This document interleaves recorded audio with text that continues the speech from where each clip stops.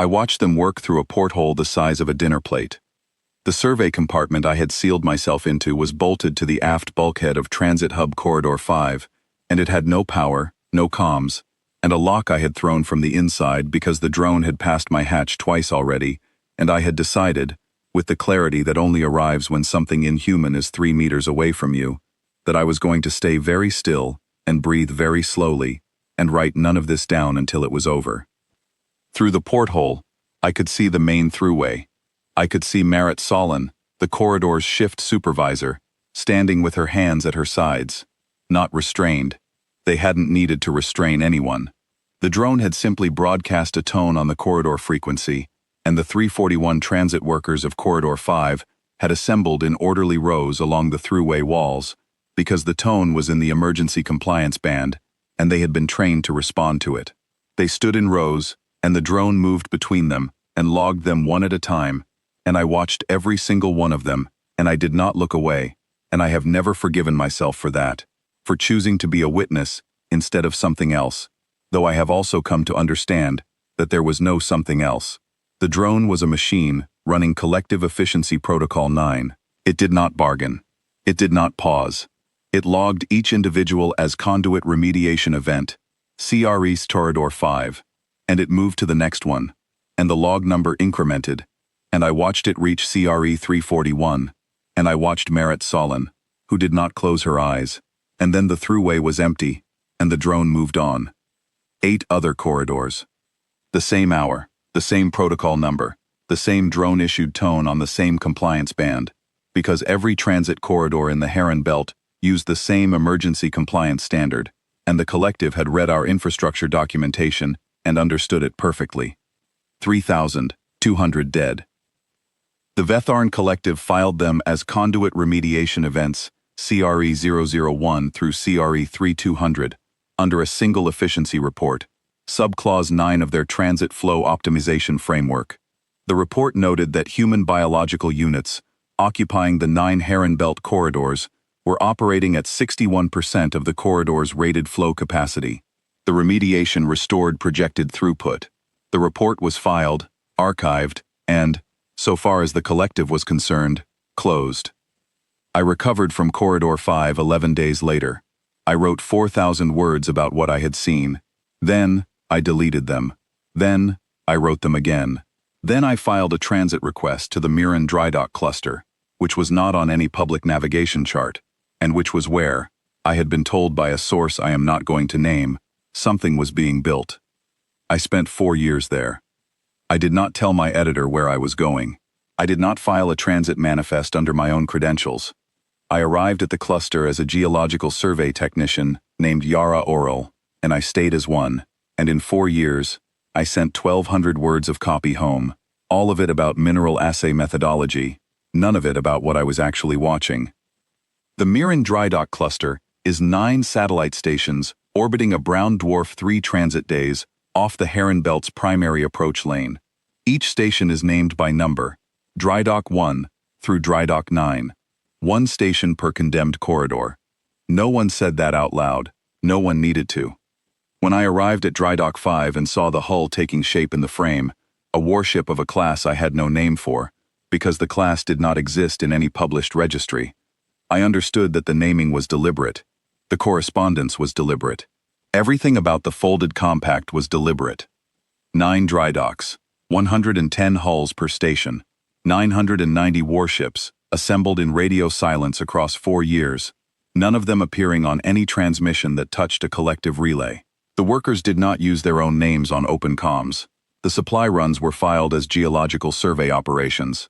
The brown dwarf had no registered transit traffic, and so the collective's monitoring infrastructure had nothing to flag. They were very good at reading our documentation. We had learned to be careful about what we documented. I asked Admiral Solon Keth, commanding INS Callaway's Measure, Column 5, whether the collective had modeled a human response.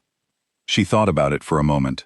She told me the intelligence assessment, reconstructed after the fact from collective internal records, indicated the collective had run 14 response scenarios. 4 involved formal diplomatic complaint, 6 involved military action against 1 or 2 collective installations, 3 involved a multi-front assault, launched within the first year. 1 involved no response at all, which the collective had assessed as the highest probability outcome, at 44%.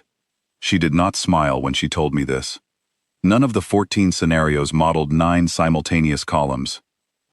The collective's logic was clean and internally consistent. Human military doctrine, as they had read it, organized around a center of command. A center of command could be identified and targeted.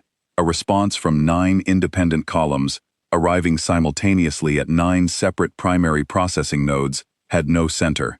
There was nothing to target. By the time any one column could be intercepted, the other 8 would already be inside their respective engagement envelopes. The collective had not modeled it, because their own architecture could not have produced it. They assumed we were like them. We were not like them.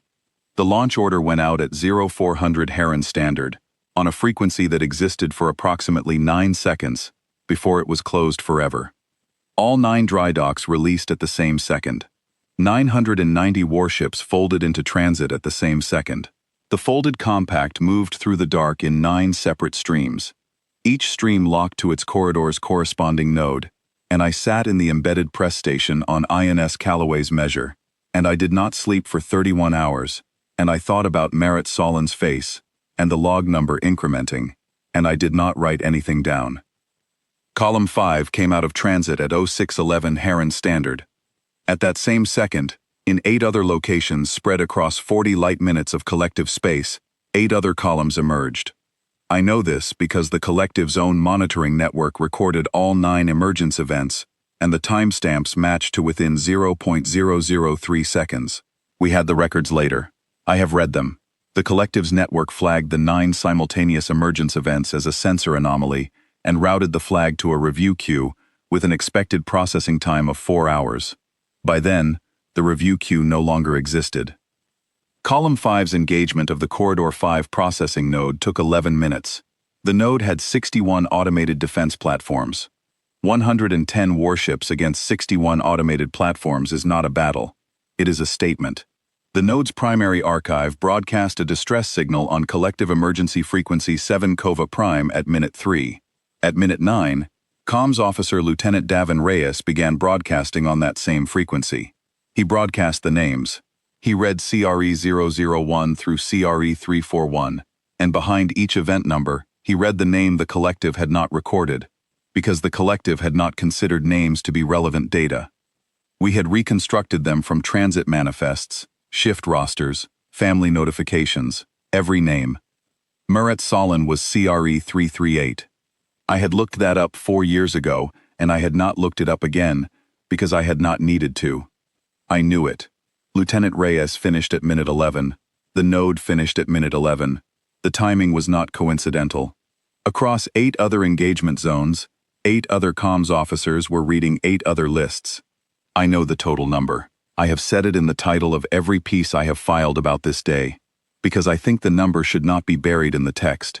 I think the number should be the first thing, the thing you see before you read a single word of explanation. 3,200. 3,200 individual conduit remediation events. 3,200 names broadcast on the collective's own emergency frequency, because we had read their infrastructure documentation too, and we knew which channel reached every node simultaneously, and we wanted every remaining collective installation to hear all of them. The folded compact did not close the channel when it was done. Admiral Keth stood at the viewport for a long time after the node went dark. I did not ask her what she was thinking. She would not have told me, and I would not have used it if she had. Some things belong to the people who earned them. I filed this piece from the press station on INS Callaway's measure at 0700 Heron Standard, 59 minutes after emergence. I have been a correspondent for 22 years. I have covered 3 wars, 1 massacre, and 1 event that was filed as an efficiency remediation and had no other official designation. The Vetharn Collective ran 14 response scenarios. They should have run a 15th. They should have asked what happens when grief has 4 years to become geometry.